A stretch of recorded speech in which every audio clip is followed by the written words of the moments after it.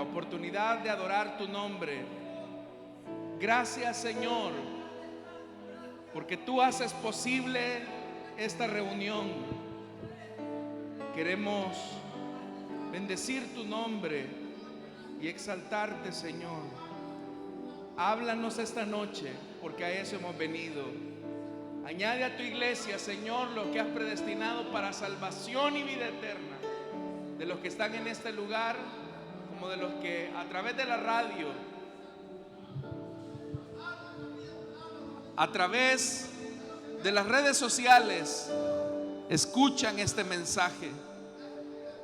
Te alabamos, Señor, y te bendecimos.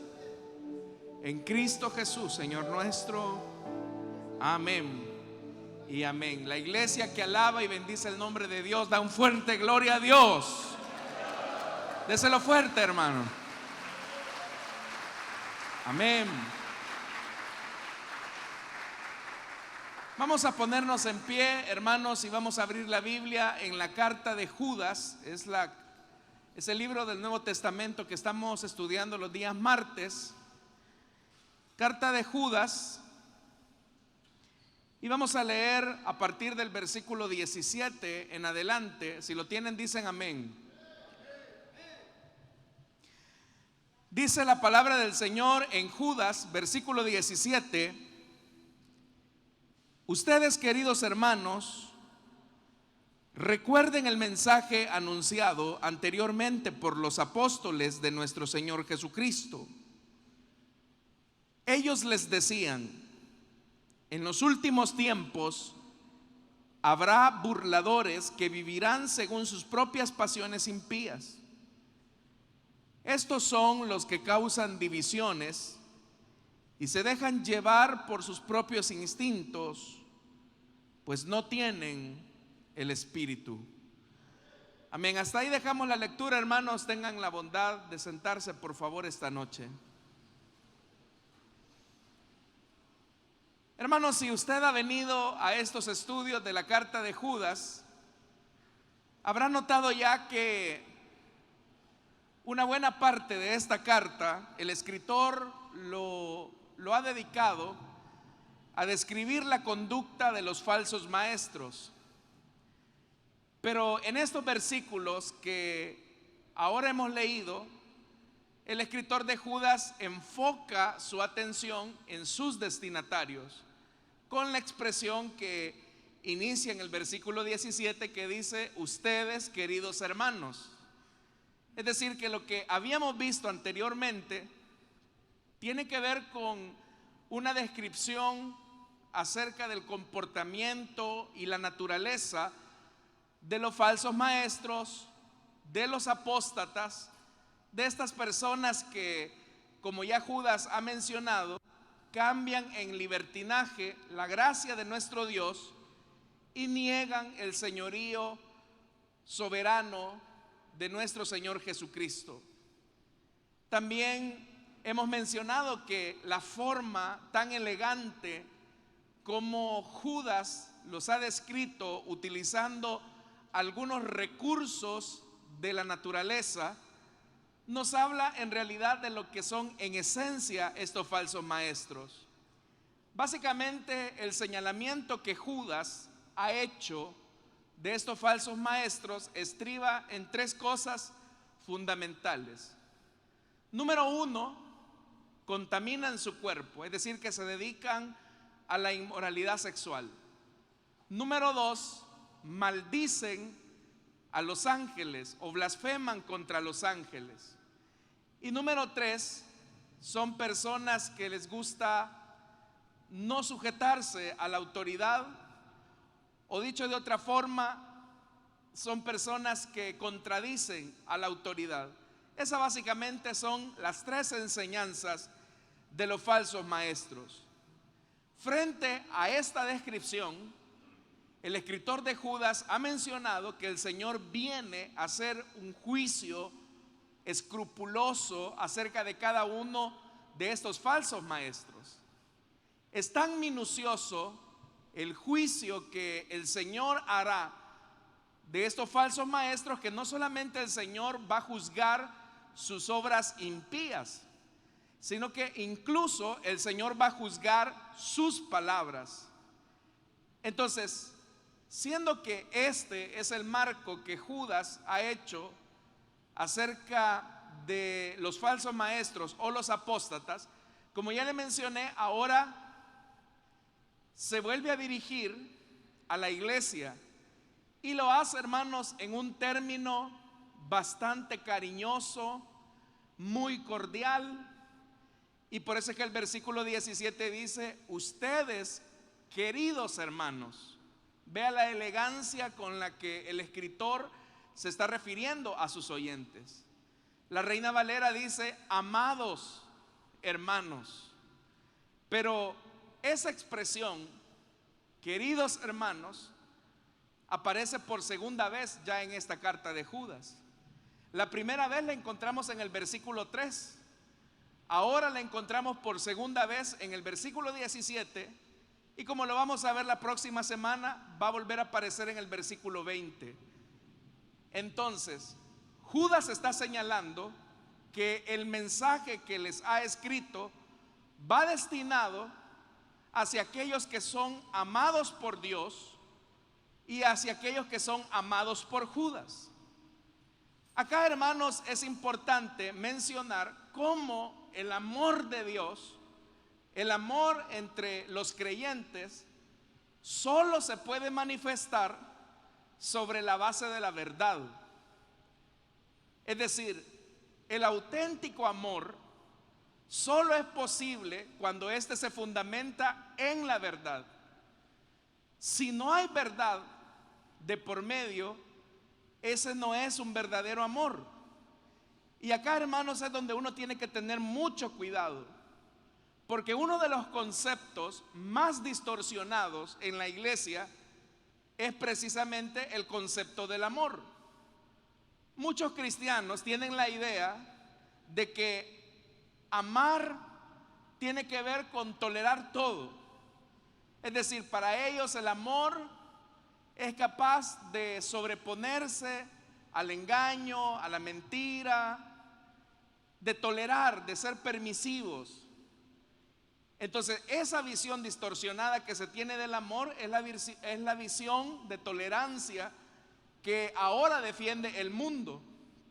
Entonces, cuando hay un creyente que se mantiene fiel a la verdad y en esa verdad muestra una separación del error, puede ser que se le acuse a este cristiano de ser un intolerante, de ser una persona que no tiene amor. Hoy, por ejemplo, se describe a la iglesia como homofóbica, y se le describe como homofóbica porque no acepta la idea de estos movimientos que defienden la ideología de género. Pero no estamos, hermanos y hermanas, poniendo en tela de duda el hecho de que la iglesia debe de amar a los homosexuales. Pero el amor hacia los homosexuales no significa aceptación o tolerancia de su conducta. Entonces, por eso es que yo le decía, el amor solamente se puede fundamentar en la verdad de Dios. Si no hay verdad de Dios, el amor no se va a construir de manera adecuada. Por eso es que debemos de tener un concepto bíblico acerca de cómo el amor y la verdad caminan juntos. Porque si nosotros reducimos el amor a un sentimiento que lo tolera todo, a un sentimiento que es muy permisivo de las conductas que son pecaminosas, un amor que lo acepta todo, esa es una visión que no va en armonía con el concepto de amor de la Biblia. Nosotros, hermanos y hermanas, podemos llegar a la conclusión que esa clase de amor que ahora defiende la sociedad, que es un amor de supuesta tolerancia, no corresponde al amor de la cruz. Porque el amor cristiano, por ser un amor santo y que se fundamenta en la verdad, este no se puede deleitar en la maldad. Por eso es que el apóstol Pablo, cuando escribía su carta a los Corintios en el capítulo 13, él decía que el amor no se deleita en la maldad, sino que se regocija con la verdad. El verdadero amor no se puede deleitar en una falsa enseñanza. El verdadero amor no se puede deleitar en la tolerancia de aquello que es impío, sino que el amor auténtico solo se puede regocijar en la verdad de Dios. El amor cristiano entonces valora la verdad, valora la justicia. Incluso el amor por esa verdad puede llegar al punto que tenga que morir, como fue el caso de nuestro Señor Jesús. Entonces, no podemos amar en verdad sin la verdad. No podemos amar amar verdaderamente si no estamos en la verdad. Y por eso es que ahora el tono de estas palabras, queridos hermanos, es decir, si el escritor los está llamando hermanos es porque él está reconociendo que hay un punto en común que los une, y es la verdad. ¿Por qué nosotros somos hermanos? No porque llevamos el mismo apellido, no porque tenemos la misma sangre, no porque tengamos los mismos padres terrenales. Somos hermanos porque estamos unidos en amor y en la verdad del Evangelio y de Jesucristo nuestro Señor. Es Jesús lo que nos une. Entonces, sobre esa base, dice la segunda parte del versículo 17: recuerden el mensaje anunciado anteriormente por los apóstoles de nuestro Señor Jesucristo. Note, hermanos y hermanas, que es una orden. Recuerden el mensaje que se les anunció. ¿Se les anunció por medio de quién? De los apóstoles de nuestro Señor Jesucristo. El ejercicio del apostolado es parte de la autoridad delegada que Jesús entregó a estos hombres. Entonces, si ustedes aman al Señor, tienen que recordar su mensaje, porque lo que los apóstoles han dicho es palabra de Dios, tiene autoridad. Note que Judas no se incluye como uno de los apóstoles, sino que dice: recuerden el mensaje que nos anunciaron los apóstoles. ¿Por qué Judas enfatiza el valor de la autoridad de los apóstoles? Porque los falsos maestros, una de las cosas que estaban enseñando era que no había necesidad de sujetarse a los ministros. Pero acá, hermanos, es donde es importante entender que la única garantía que nosotros tenemos como iglesia para distinguir el error de lo falso, para distinguir, hermanos, lo que es genuino de aquello que se basa en la mentira, es que recordemos el mensaje, es que recordemos la palabra de Dios. En esta época, cuando la Biblia todavía no estaba como la tenemos ahora, el único recurso que tenía la iglesia primitiva para recordar la palabra de Dios era la memoria. Ellos se memorizaban pasajes de la Biblia, ellos se memorizaban los salmos, se memorizaban los himnos. Es decir, que ellos, hermanos y hermanas, se aprendían una cantidad bastante significativa de pasajes de la Biblia, del Antiguo Testamento, y esos pasajes les ayudaba a ellos a poder tener un fundamento objetivo de la palabra de Dios. Es decir, que ellos se veían obligados a ejercitar su capacidad de memoria, porque solo tenían acceso limitado a las escrituras cuando se reunían como comunidad. No piense usted, hermanos, que la iglesia cuando se reunía tenía el enorme privilegio que usted y yo tenemos de tener un ejemplar de la Biblia, ya sea de manera electrónica o en papel. Lo que había en las iglesias del siglo I era un ejemplar de la Escritura y a lo sumo de un libro de la Biblia. Entonces, ¿qué les quedaba a los cristianos? Poner atención en el mensaje, poner atención en la lectura bíblica para memorizar la Escritura. Lamentablemente, nosotros, hermanos y hermanas, en nuestra cultura hemos atrofiado nuestra memoria. porque estamos acostumbrados a depender de lo escrito. Y eso, hermanos, no nos ayuda a ejercitar correctamente nuestra memoria. Eso nos impide no guardar la palabra de Dios como deberíamos de tenerla en nuestra mente y en nuestro corazón. Nuestras mentes se convierten como en una especie de pizarrón donde colocamos información necesaria, pero de un uso inmediato. Y ya cuando hay necesidad de aprender otra cosa, lo que hacemos es borrar lo que hemos puesto para poner una nueva información que con el tiempo también se va a olvidar. Yo quiero hacerle una pregunta así con honestidad. ¿Cuántos pasajes de la Biblia usted se sabe de memoria? No me responda. Muchas veces, hermanos, a mí se me han acercado personas a preguntarme: hermano, ¿y dónde queda tal pasaje? Un pasaje que dice más o menos esto. Y eso de lo que habla es de que no estamos memorizando la escritura. Fíjese que en un estudio que se hizo en las iglesias, se sabe que el promedio general, cuando usted salga, cuando termine este culto, usted va a recordar apenas el 30% de lo que se dijo. O sea, cuando usted salga de este culto, usted apenas va a recordar el 30% del mensaje. Pero dentro de una semana, ese estudio demostró que las personas apenas recordaban el 5% de lo que se predicó la semana anterior. Si no fuera por los dispositivos, la tecnología, seguramente muchos de nosotros, hermanos, no recordaríamos completamente una predicación. Por eso es que la iglesia animaba a los creyentes a recordar, a memorizar. Tanto en el Antiguo como en el Nuevo Testamento, nosotros vamos a encontrar una mención repetitiva a que atesoremos la palabra de Dios.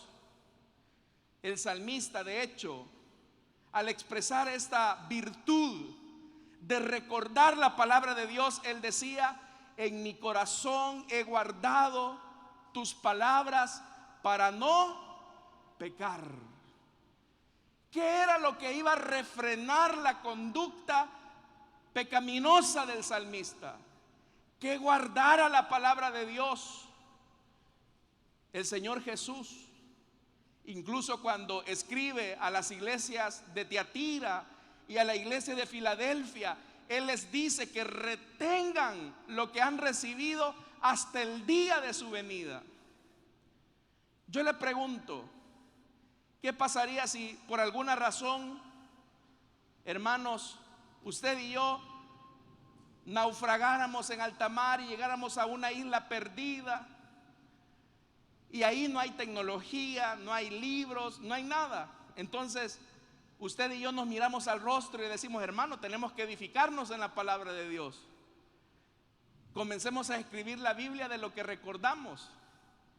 ¿Cuántos podríamos escribir al menos una página de la escritura?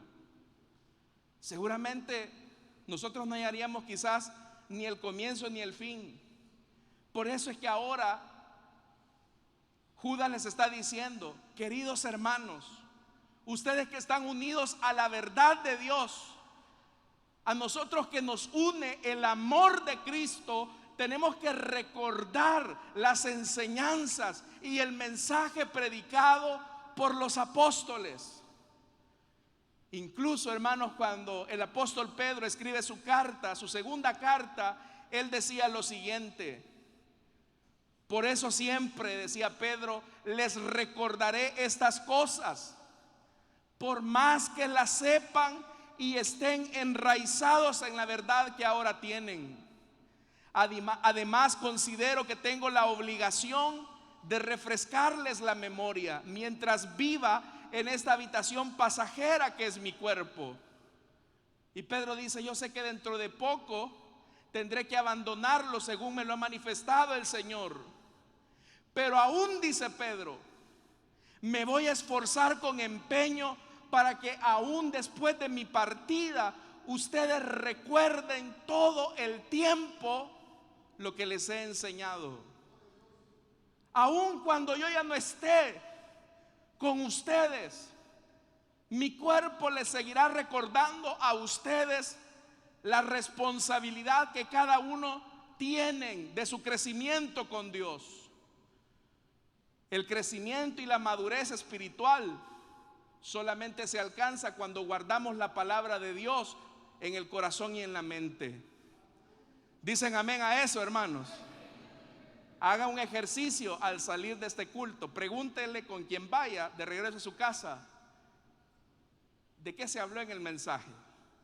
Y vamos a ver que tantas cosas se recuerdan. Hay algunos acá, hermanos, que, perdonen que se los diga, vienen a perder el tiempo. Están con el teléfono, su mente está en otra parte, están platicando. A veces hasta hemos encontrado hermanos, servidores que están en el teléfono y no crea que viendo el mensaje o leyendo la Biblia, están en otras cosas. Ya los han visto, ¿verdad? Entonces, ¿qué era lo que decían los apóstoles? Que había que recordar. Dice el versículo 18, es una advertencia. Ellos les decían: en los últimos tiempos habrá burladores que vivirán según sus propias pasiones impías. ¿Cuáles son los últimos tiempos? Los últimos tiempos son los que preceden al juicio de Dios. Ya Judas, hermanos y hermanas, ha descrito que el Señor viene a juzgar toda obra de impiedad y aún las palabras de los falsos maestros. Pero ¿qué características tienen los últimos tiempos? Podríamos decir, hermanos, que hay dos características que definen que estamos viviendo en los últimos tiempos y que el Señor está pronto a venir por su iglesia amada, y que también el Señor está pronto a juzgar a todos aquellos que viven en iniquidad. ¿Cuáles son esas dos características? Número uno, el alto nivel de apostasía que existe ahora dentro de muchas iglesias. Uno se sorprende de la cantidad de falsas enseñanzas que están distorsionando a los cristianos de su sentido real por la verdad del evangelio. Tantas enseñanzas disparatadas. Y no crea, hermanos, que es un par de locos que se reúnen un día domingo en el parque. Estas personas reúnen a multitudes alrededor de ellos. Y la gente acepta esos mensajes como que si fueran mensajes y palabra de Dios. Estamos viviendo una época de gran apostasía, donde pareciera ser que los predicadores atenúan el mensaje por no incomodar a las masas. Pero déjeme decirle algo: el mensaje del evangelio no se puede abaratar por la comodidad de las masas. Nunca el Señor Jesús acomodó el mensaje a nadie.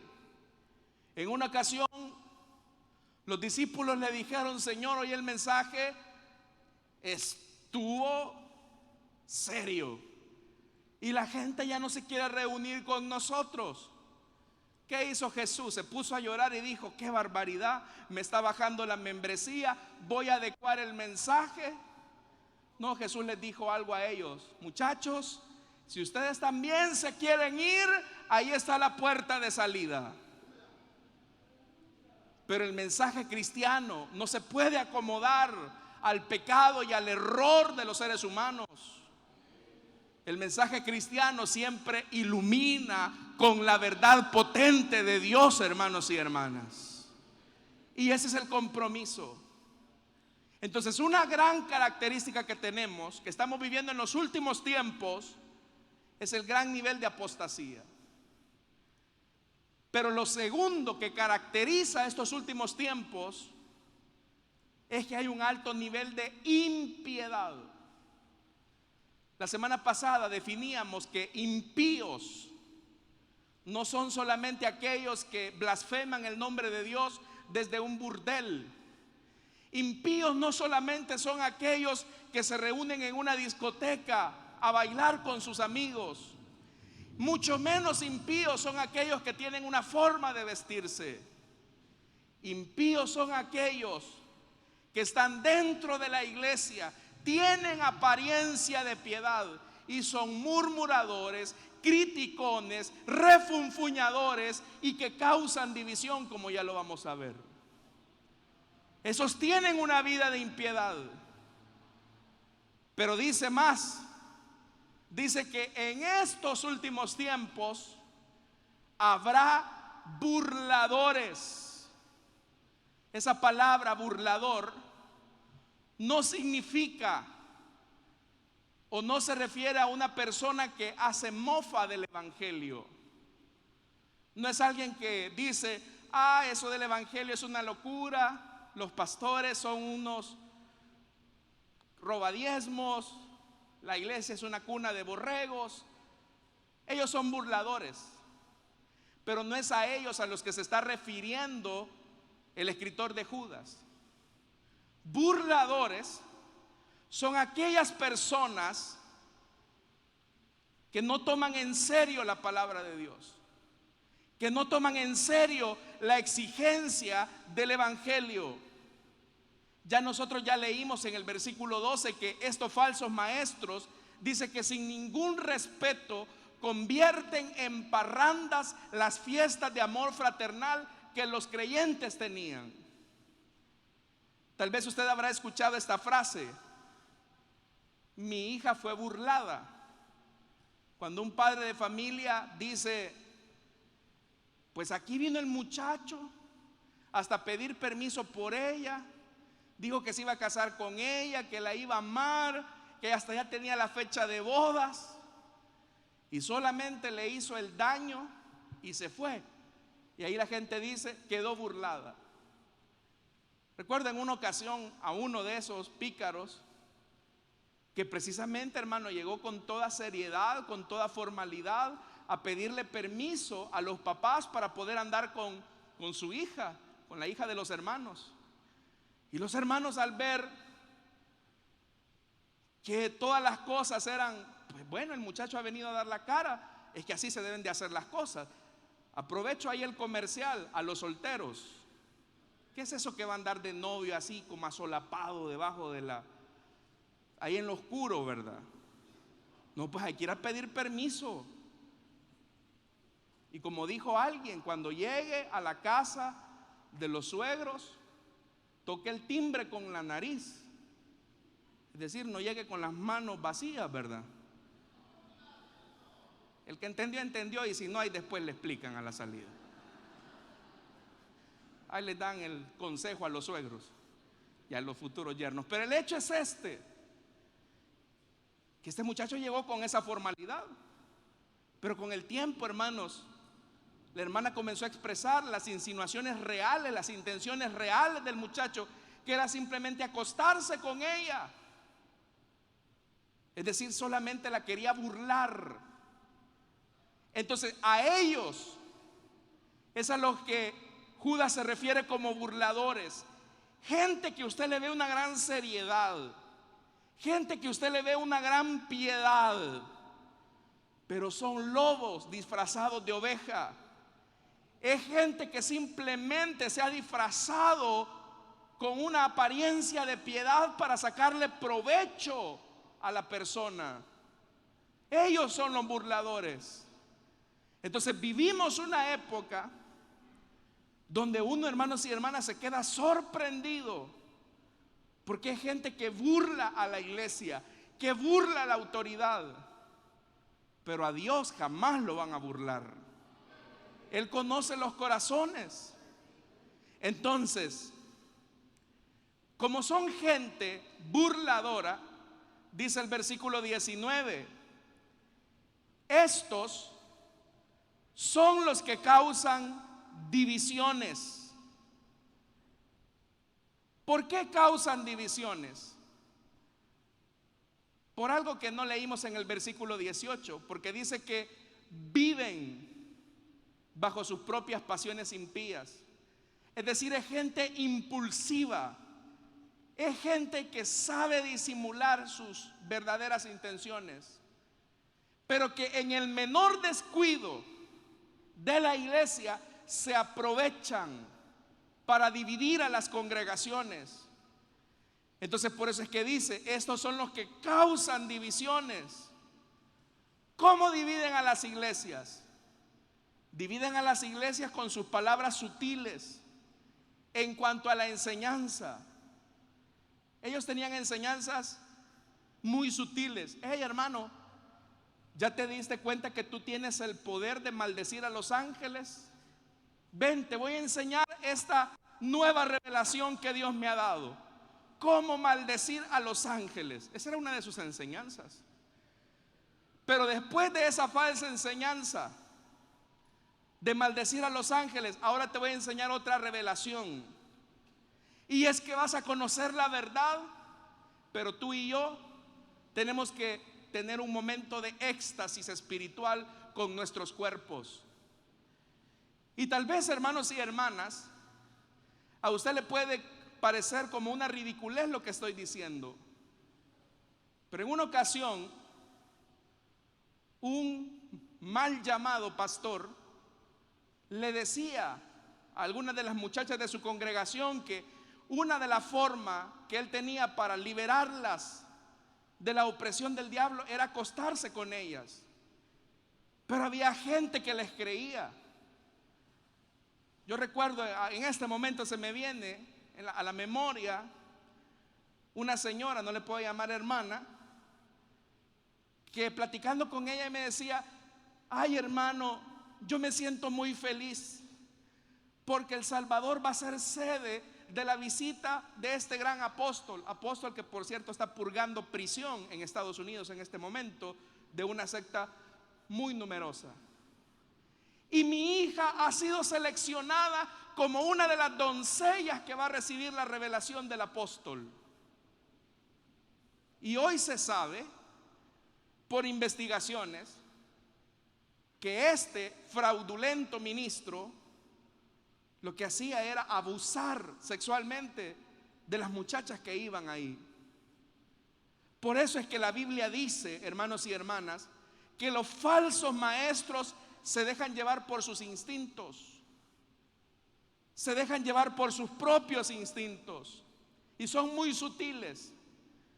Al pensar en este tipo del que les hablo, si usted lo escucha, usted va a notar que es una persona muy persuasiva en el uso de la oratoria y en el manejo del discurso. Son como también ya lo describió Judas en el versículo 16, son personas que hablan con mucha arrogancia para sacar ventaja de quienes les oyen. Entonces uno tiene que tener cuidado, porque estamos viviendo un tiempo de gran apostasía y de impiedad. Pero dice más, son los que causan divisiones y se dejan llevar por sus propios instintos. Una forma literal de traducir ese pasaje sería: andando tras sus propias lujurias de impiedades. Es decir, es gente que no solamente tuerce la verdad de Dios, sino que anda buscando la menor oportunidad para saber quién anda flojito en la fe y aprovecharse de su inocencia. Para que usted tenga una idea de cómo operaban estos falsos maestros, le invito a que me acompañe a la segunda carta de Timoteo. Segunda carta de Timoteo, capítulo 3. Vea cómo ellos utilizaban las artimañas para meterse en las congregaciones. Segunda de Timoteo, capítulo 3, versículo 6. Vea lo que dice: así son los que van de casa en casa. Oiga, es que ¿a dónde se reunía la iglesia, hermanos? En las casas. Oiga, verso 6. Así son los que van de casa en casa, cautivando. Esa palabra es seduciendo. cautivando a mujeres débiles, cargadas de pecado, que se dejan llevar de toda clase de pasiones. Ellas siempre están aprendiendo, pero nunca logran conocer la verdad. Es decir, cuando un falso maestro logra hacer conexión con una parte de la iglesia que no tiene una fe firme, que no recuerda el mensaje de los auténticos ministros, hacen chispa, hacen conexión. Y eso responde en parte a la pregunta de muchos hermanos que en ocasiones me han dicho: hermano, ¿y qué será que en este lugar la gente sabe cómo es su pastor y le toleran todo? ¿Sabe por qué? Porque la conducta de esos pastores ha hecho clic con el oído de esas congregaciones. Y son las típicas personas que dicen: bueno, si mi pastor lo hace, ¿quién soy yo para no hacerlo? Si mi pastor tiene 2 mujeres, ¿por qué yo no puedo tenerlas? Ese tipo de cosas va deformando la esencia del mensaje cristiano. Pero ¿por qué las personas oyen a los falsos maestros? ¿Por qué las personas incluso hasta participan de divisiones? La parte final del versículo 19 nos lo dice: pues no tienen. ¿Qué es lo que no tienen? El Espíritu de Dios. El apóstol Pablo, escribiendo su carta a los romanos, en el capítulo 8, versículo 14, dice que todos los que son guiados por el Espíritu, ¿qué son? Hijos de Dios. Entonces, ¿qué preserva la salud espiritual de una congregación? 2 cosas, mis estimados. ¿Qué es lo que nos va a preservar a nosotros como iglesia? 2 cosas. Primero, que recordemos y vivamos la palabra de Dios. Eso es lo primero. Y lo segundo, que tengamos al Espíritu Santo en nosotros, del cual dijo el Señor Jesús que nos conduciría hacia toda verdad. Uno tal vez, hermanos, no puede tener todo el conocimiento teológico, doctrinal o bíblico que quisiera, pero el Espíritu Santo que mora dentro de nosotros nos advierte de cuando estamos frente a un falso maestro o a una falsa enseñanza. Por eso yo le pregunto a usted esta noche: ¿cuál es el lugar que le damos a la palabra de Dios en nuestra vida? No me vayan a responder. No me vayan a responder. Pero ¿cuántos honestamente leyeron hoy la Biblia? ¿Cuántos honestamente leyeron la Biblia? Y hoy es tan fácil, hermanos, leer la Biblia, porque la podemos tener en el celular y puede tener cuantas versiones usted quiera de la Escritura. Pero muchas veces pasamos el tiempo, perdiendo el tiempo, que si la Shakira le dijo no sé qué a Piqué. Ah, ¿verdad?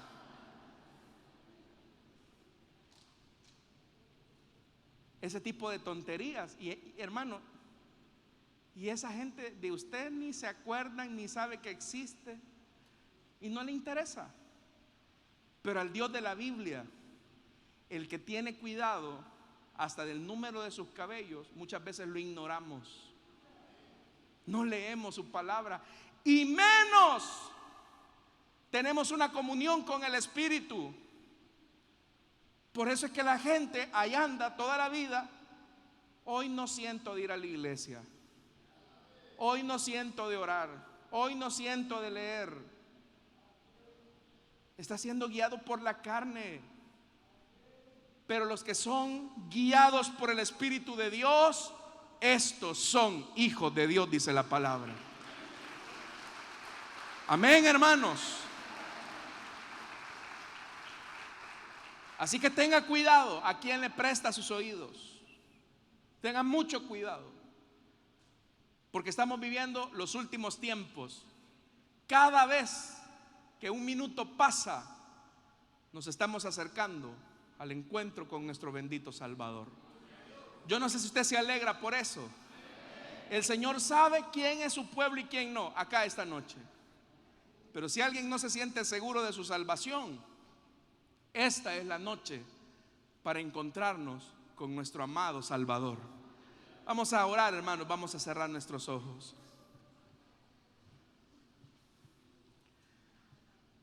Teniendo nuestros ojos cerrados y nuestro rostro inclinado, rápidamente quiero hacer una invitación para aquellas personas que desean entregarle su vida a Cristo o que desean reconciliarse con el Señor. Les invito para que en el lugar donde están se puedan poner en pie. Eso va a ser una señal para nosotros de que usted quiere entregarle su vida a Cristo o desea reconciliarse con el Señor.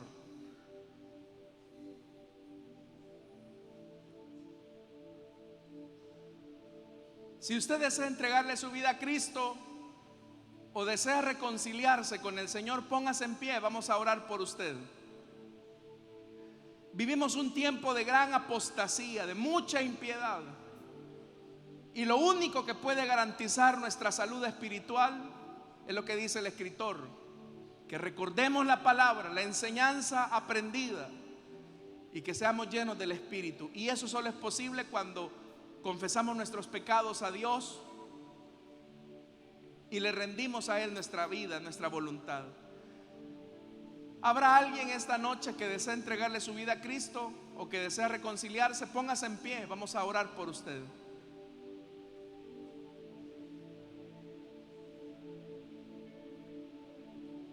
Solo la verdad del Evangelio es la garantía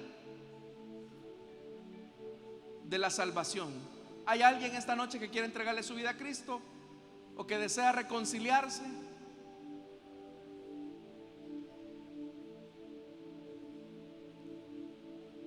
Si no lo hay, vamos a orar, hermanos, esta noche y pidámosle al Señor que Él nos preserve en la verdad, que seamos llenos del Espíritu y que recordemos lo que hemos aprendido.